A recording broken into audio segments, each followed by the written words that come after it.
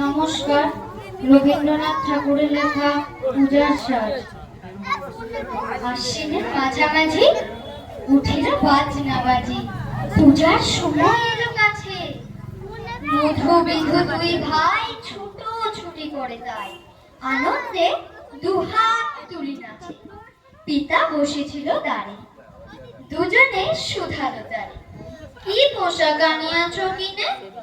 পিতা বলে, আছে আছে তোদের মায়ের কাছে, দেখিতে পাইবি ঠিকই দিনে। সবুর সহেনার জননীরে বারবার কহে, মা গো ধরি তোর পায়ে, বাবা আমাদের তরে কি কিনে এনেছে ঘরে, একবার দিন আমা দেখায়। ব্যস্ত দেখি হাসিয়া মা, দুখানি ছিটের জামা দেখাইল করিয়া আদর। মধু কহে, আর নেই? মা বলে, আছে এই এক জোড়া ধুতি ও চাদর। রাগে আগুন ছেলে কাপড় ধুলায় ফেলে কাঁদিয়া কহিল, চাহি না মা রায় বাবুদের গুপি, পেয়েছে জরির টুপি, ফুল কাটা শাটিনের জামা। মা কহিল, মধু, ছি ছি, কেন কাঁদো মিছামিছি?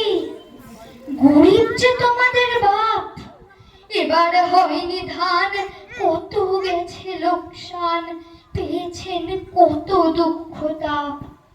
তবু দেখো বহু ক্লেশে তোমাদের ভালোবেসে সাধ্য মতো এনেছেন কিনে।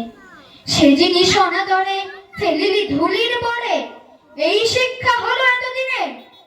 বিধু বলে, এই কাপড় পছন্দ হয়েছে মোর, এই জামা পরা সামারে। মধু শুনে আরো রেগে ঘর ছেড়ে দ্রুত বেগে গেল রায় বাবুদের বাড়ি। সেথা মেলা লোক জড়ো, রায় বাবু ব্যস্ত বড়, দালান সাজাতে গেছে রাত।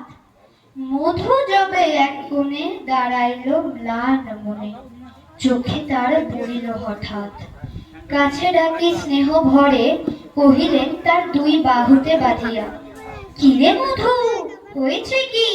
তোরে যে শুকনো দেখি। শুনে মধু উঠিল কাঁদিয়া, কহিল, বাবা আমার তরে শুধু এনেছে ঘরে এক ছিটের কাপড়। শুনে রায় মহাশয় হাসিয়া মধুরে কয়, সেজন্য ভাবনা কি বা তোর। ছেলেরে ডাকিয়া চুপি কহেন, ওরে গুপি, তোর জামা দে তুই মধুকে।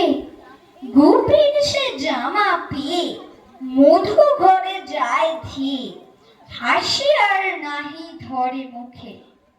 বুক ফুলাইয়া চলে, সবারে ডাকিয়া কহে, দেখো কাকা, দেখো চে মামা, ওই আমাদের বিধু ছিট পড়িয়াছে শুধু, মোর গায়ে শাটিনের জামা।